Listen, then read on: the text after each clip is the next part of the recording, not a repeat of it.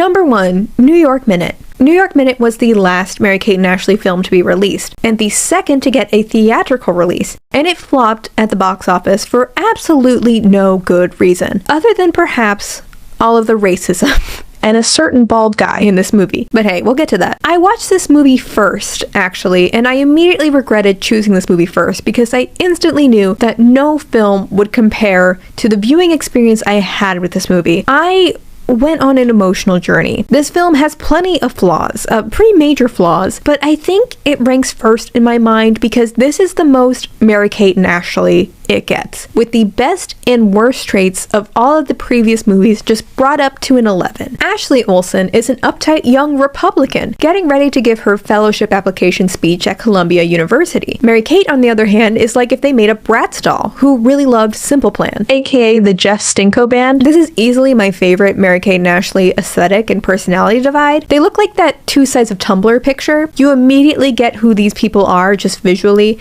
and they are perfectly contrasted for antics to ensue. Their mom, of course, dead. And their dad is Dr. Drew. Yeah, the denying psychologist from Frenemies. He is the father of Mary-Kate and Ashley. Mary-Kate is a rebel. She's too cool for school, and she's planning on ditching school today so that she can go to the filming of a Simple Plan music video. But Eugene Levy is here, and he is a truancy officer, and he's been trying to catch Mary-Kate ditching school for years so that he can become a real cop. And he is not going to let Mary-Kate get away with her Simple Plan fantasy without a fight.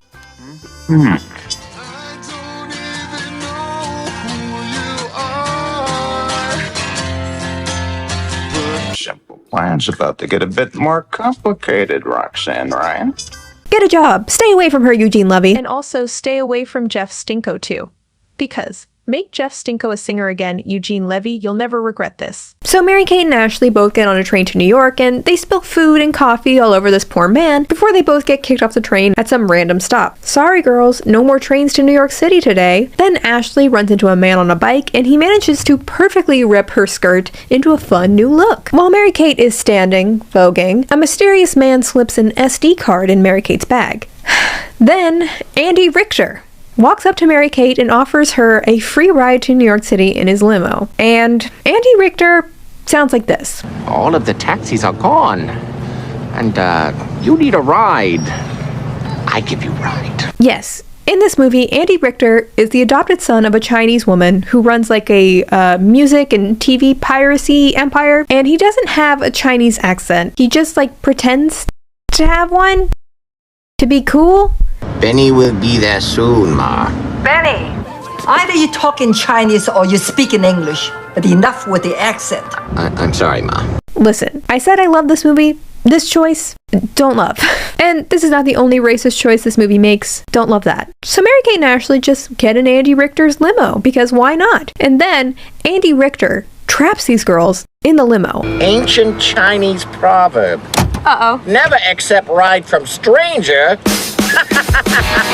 But he's a very bad kidnapper and leaves the sunroof open. So the girls immediately jump out and are chased by Andy Richter into the subway. Ashley starts speaking Chinese to him because Ashley Olsen speaks Mandarin in this movie. 给我这个袋子。不要的招呼们。我打倒你，一个人，变成两个人。我不等我们，已经是了个人了。 And then Mary-Kate Olsen starts doing taekwondo, inviting Andy Richter with her drumsticks. They manage to get away when they realize, oh no, Ashley's day planner was in that guy's limo. It has her Columbia speech, her wallet, everything. Then Mary-Kate tries to give money to a homeless man, and because Ashley is a young Republican, she's like, stop that. Then Ashley immediately gets covered in slushy. You young ladies spare some change? Oh yeah, here. You're only feeding this poor man's disease. Oh, just let him have his dollar. No. Snack, you know, like a granola bar. You want to... Karma's a bitch, I guess. The girls decide that since they have no money, they're going to sneak into a fancy hotel and try and clean up before Ashley's big speech. Now!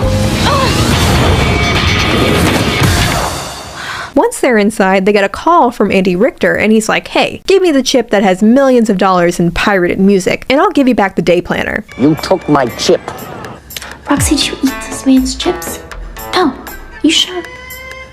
I didn't eat his chips. I didn't eat your chips. She didn't eat your chips. So they're like, fine, we'll get cleaned up and give the man his chip. But while they're showering, the son of the lady staying in this hotel walks in, and we get just a top tier scene.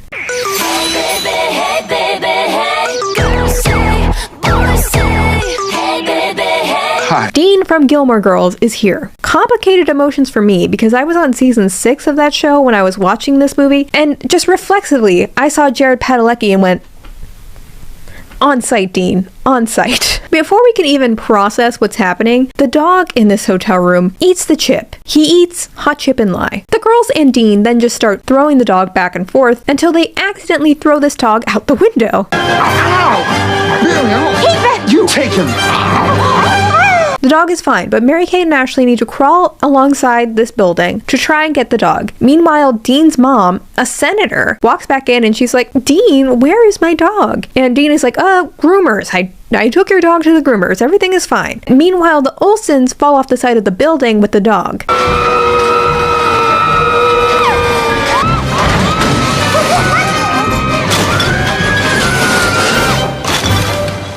And Ashley takes this moment to be like, you know what?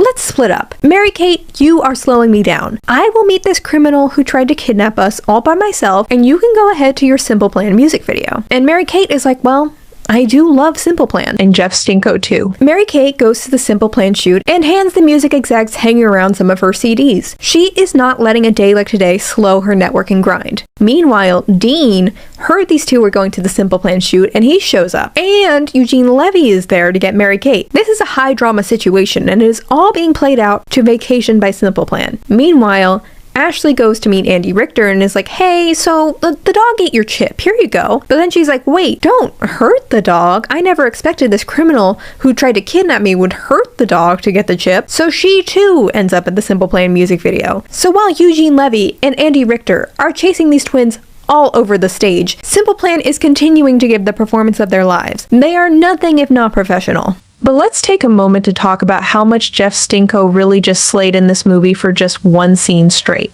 Jeff Stinko was the best part about New York Minute. This man saved this movie for me with his beautiful looks as he's playing the guitar with his bald head and his lip ring. Jeff Stinko saved this movie because he is the only good thing about it. But this movie didn't save itself from bombing at the box office when it first came out. So I love Jeff Stinko for that, by the way. Make Jeff Stinko a singer again. I am still waiting for it to happen very soon. Because I'm a real true stink icon to the fullest, and I hope he comes back to singing very soon, you know? The girls manage to escape to the sewers, but Andy Richter kidnaps Dean. It's getting serious, y'all. Mary-Kate and Ashley have a heart-to-heart while walking through the poop water. We haven't spent the day together in years. And today's made me realize how much I've missed that. And then they get out of the sewer. And then they walk into a black barbershop and make this comment. Can I help you? We are so not in Kansas anymore. Now these lovely people give Mary-Kate and Ashley a makeover. They do their hair. They give them fresh clothes, all for free. Just as Mary-Kate and Ashley are leaving, Eugene Levy hijacks a Midwestern couple's RV who is just having the time of their lives as he chases Mary-Kate and Ashley in a taxi which Mary-Kate and Ashley stole with the man from the train earlier inside. They will not let this man rest. They somehow manage to escape Eugene Levy, but now Ashley has really had it. She is sick of Mary-Kate getting in her way, and now for real, she is going to go back to Andy Richter and get her speech back so she can get this Columbia Fellowship and get as far away from Mary-Kate as possible. But of course, Ashley immediately gets kidnapped. Let's have. You finished? It's almost like that's what Andy Richter has been doing this entire movie. We then, of course, get another racist scene where they joke about Chinese people eating dogs before Ashley escapes. Ashley runs into the bike boy from before and she's like, get me to Columbia, stat. And he does this. Hey, what are you doing? Sorry. Are you crazy? Efficient, I'll say that. Meanwhile, Mary-Kate finds Dean in the trunk of the limo from earlier and is like, Dean, you silly goose, what are you doing in the trunk? Help me! Hello? Roxy? Trey? Yeah. What are you doing in there? Dean has ended up with the day planner with Ashley's speech from the limo, and Mary-Kate and Dean are like, all right, well, let's head to Columbia so that we can give her her speech. But then they get to Columbia and they realize, oh, Ashley isn't here. So Mary-Kate decides that she is going to step up and pretend to be her sister and give the speech. But right before Mary-Kate gets up to give the speech, she of course drops Ashley's note cards. So she is going to have to make up the speech on her own. And Mary-Kate is nothing if not a gifted improviser. For as the famous Canadian professor Avril Lavigne Steen once said, and I quote, "Why'd you have to go and make things so complicated?" But then, suddenly, everyone shows up. Eugene Levy is there with his two Midwestern tourists who, for some reason, think that the speech at Columbia is a Broadway play. Let's go! I think it started. Doesn't look like cats.